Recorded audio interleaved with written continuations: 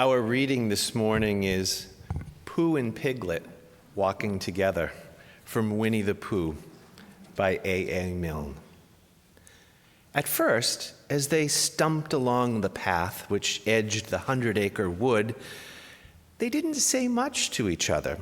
But when they came to the stream and had helped each other across the stepping stones and were able to walk side by side again over the heather, they began to talk in a friendly way about this and about that. Piglet said, "If you see what I mean, Pooh." And Pooh said, "It's just what I was thinking myself, Piglet." And Piglet said, "But on the other hand, Pooh, we must remember." And Pooh said, "Quite true, Piglet, although I had forgotten it for the moment." And so they went on talking together in this way for a long time. Then Piglet sidled up to Pooh from behind. "Pooh," he whispered. "Yes, Piglet?" "Nothing," said Piglet, taking Pooh's paw. "I just wanted to be sure of you." And so Pooh and Piglet walked on together for a little while. "Pooh," said Piglet presently, "do you think we're going to see a heffalump?" "We might," said Pooh. "Oh," said Piglet rather anxiously. And Pooh said, "It's a very good thing to have a friend with you when you're going to see a heffalump." Piglet was so comforted by this that he felt a little braver, and when they had walked on for some time, he said in a very hopeful voice, "Pooh, do you think a heffalump would notice a very small animal like me?" Pooh thought for a while. "Perhaps," he said, "but perhaps it wouldn't." Piglet felt a little better again. "I suppose," he said, "that if we do see a heffalump, we'll do it together," said Pooh. Piglet nodded happily. "Yes," he said, "because it's more friendly with two." Here ends the reading.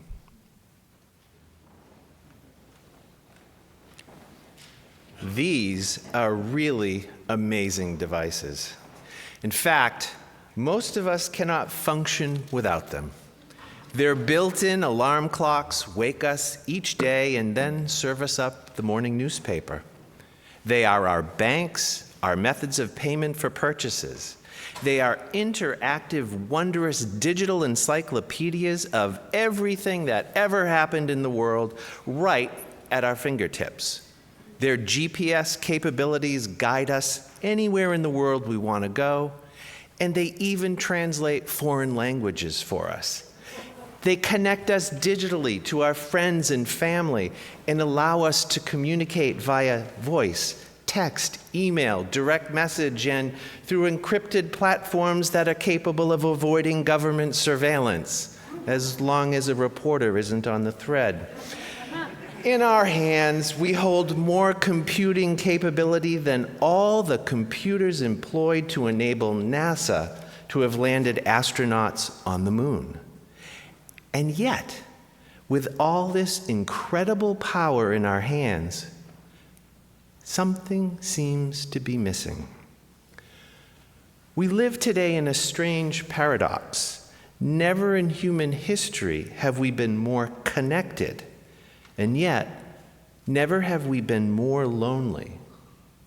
With a few taps on a screen, we can reach hundreds, even thousands of people. Our phones buzz with notifications. Our feeds scroll endlessly with photos, videos, comments, and reactions. In public spaces where people traditionally interacted with each other, such as the sidewalks, the subway, trains, planes, and even bars and nightclubs, many people just stare into their screens, not interacting with those around them. Walking down the street, heads down, staring into their screens, people sometimes just walk right into a signpost, oblivious to what is going on around them. It can be kind of funny to watch sometimes. One of the saddest sights, though, is seeing a baby in a carriage staring up at their parent, waving and reaching for attention, and all the while their parent is staring into their phone, oblivious, missing the opportunity to connect and to bond with their child. What's happening? Last year, former U.S. Surgeon General Dr. Vivek Murthy issued an advisory describing loneliness and social isolation as a public health crisis.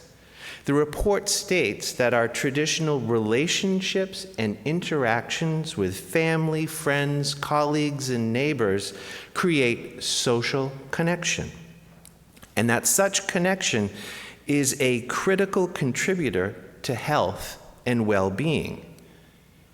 Yet many Americans lack that connection, and the consequences are severe: increased risk of heart disease, stroke, dementia, depression, and even premature death. Loneliness has become a defining crisis of our age. It is not merely an unpleasant feeling, it is a threat to human flourishing. And we must ask ourselves, how did we get here? Part of the answer lies in the very digital environments we inhabit. While the social apps and news feeds are very good at giving us what we want, they cannot give us what we need. They give us stimulation, but not companionship. They give us reaction, but not relationship. They give us attention, but not friendship. They reinforce our beliefs, but they do not challenge us to be our better selves. Now, Facebook tells me that I have over 3,620 friends. Makes me feel kind of special and popular. But I know it's a lie. People who have interacted with my profile in some form or fashion are merely digital contacts. They're not my friends. The distinction is very important. A recent lawsuit reported on in the Harvard Gazette alleges that social media platforms were intentionally designed to be addictive, particularly for young people. This case in California argues that features like infinite scrolling, constant notifications, and algorithmic feeds are engineered to capture and to hold our attention, much like the mechanisms used in gambling. The claim is a striking one. The problem, the case argues, is not the content we see, but the design of the platforms themselves. These platforms, they learn what we like, they feed us more of it, they keep us scrolling, tapping, watching, commenting, returning. If we're not careful, we can end up like the character Gollum in The Lord of the Rings, alone in a dark cave, holding the ring of power in his hand, staring at it and whispering, "My precious, my precious." Gollum always scared me. More concerning still is that people are now forming therapeutic relationships with their generative AI companions. Rather than go into actual therapy with a trained psychologist or psychiatrist, people are taking their problems online and asking ChatGPT and Claude for psychological and emotional advice. Emerging lawsuits argue that these platforms have contributed to patients actually committing suicide at their AI companions' encouragement. Smartphones, social media, and generative AI are here to stay. If anything, their integration into our lives will only grow and become more central to how we move through the world. So how do we push back and reclaim our humanity? How do we deepen our connections with each other in real and meaningful ways. More than 2,000 years ago, philosophers already understood something essential about the human condition. We cannot live well without friends. Plato wrote, "Friendship is the greatest good." The philosopher Epicurus went even further. Of all the things which wisdom provides for the happiness of life, by far the greatest is friendship. And the Roman statesman and philosopher Cicero, personal favorite of mine, summed it up quite neatly. Without friendship, there is nothing. Now, these ancient thinkers were not naive about human life. They knew suffering, conflict, ambition, and loss. Yet again and again, they returned to the same conclusion. Friendship is essential to a meaningful life. Perhaps no thinker explored this subject more deeply than Aristotle. In his Nicomachean Ethics, Aristotle makes a bold claim. Without friends, no one would choose to live, even if they had all other goods. Consider that claim for a moment. You could have wealth, you could have power, you could have comfort, reputation, pleasure, and success. But without friends, Aristotle says, none of it would make life worth living. Friendship is not optional. It is structural to human flourishing. It is essential to our very lives. So just what sort of friendship is Aristotle actually talking about here? Spoiler alert. It's a heck of a lot more meaningful than Facebook's concept of friend. In the Ethics, Aristotle describes 3 different kinds of friendship, all of which are good and essential to a life worth living. These categories help us to understand not only our relationships with one another, but offer us important distinction to the relationships we have in the digital world. The first kind is friendship of utility. This type of friendship is based on usefulness. Each person gains something from the other. Business partners, colleagues, and political allies often fall into this category. These types of friendships are most prevalent among adults. Aristotle writes that such friendships love each other not for what the other is, but for some good that comes to them from the other. Although at first glance the description of these friendships seems rather transactional, and although they tend to dissolve when the advantage disappears, they are not bad. In fact, Aristotle argues they serve real and meaningful purposes in life. Think of the partnership between Sherlock Holmes and Dr. Watson. Holmes benefits from Watson's loyalty and practical assistance. Watson benefits from Holmes' brilliance and the excitement of their adventures. Together, they make a great team. For sure, their friendship contains affection, but it is structured around collaboration and shared purpose. Aristotle would say that the object of this friendship is mutual utility. We need one another. There is nothing wrong with this. The second kind of friendship is friendship of pleasure. These kinds of friendships exist because we enjoy one another's company. It is built on a shared activity, shared laughter, shared excitement, or sexual attraction. Aristotle observes that such friendships are especially common among young people because, well, pleasure changes quickly. When the enjoyment fades, the friendship often fades with it. In other words, the object of the friendship of pleasure is the shared activity, such as excitement. A classic literary example appears in the friendship between Tom Sawyer and Huck Finn. Their bond is built on adventure and mischief, skipping school, searching for treasure, exploring caves, dreaming up daring schemes and adventure. Their friendship is joyful and genuine.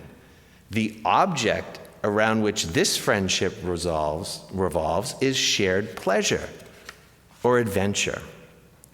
Now, while Aristotle makes it clear that both utility and pleasure friendships are natural and essential parts of life, he believed there was something even greater.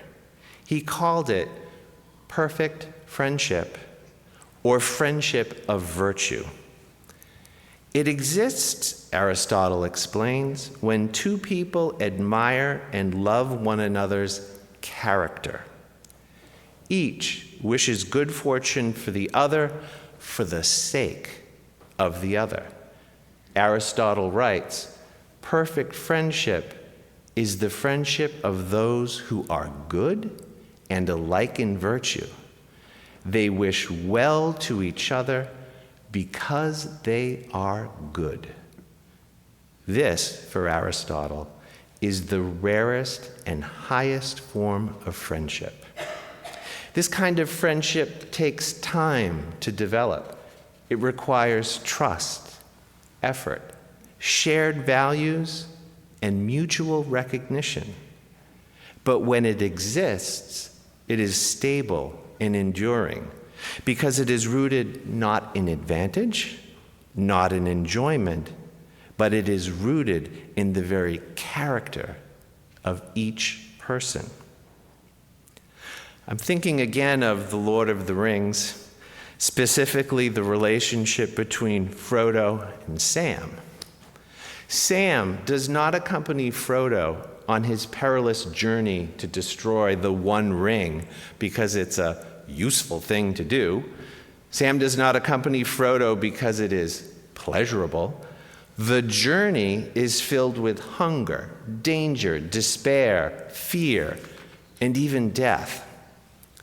Sam accompanies Frodo because he loves him. At one moment, Sam explains his commitment with heartbreaking simplicity. I made a promise, Mr. Frodo, a promise. Don't you leave him, Samwise Gamgee, and I don't mean to. And when Frodo collapses near the end of their impossible journey, Sam says words that have moved generations of readers. I can't carry the ring for you, but I can carry you. This is what Aristotle meant when he wrote, the friend is the other self. In perfect friendship, the suffering of the other becomes our own. Their joy becomes our joy.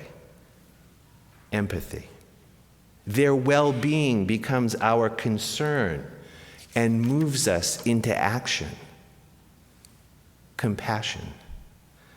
This is not utility. This is not pleasure.